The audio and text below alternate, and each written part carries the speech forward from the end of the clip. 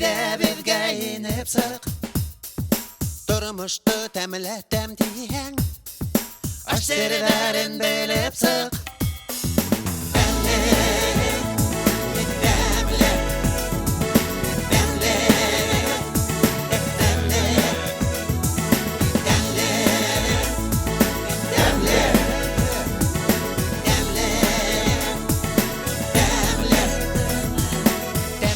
Aştan dal sıkan, arıyan hem asıkan.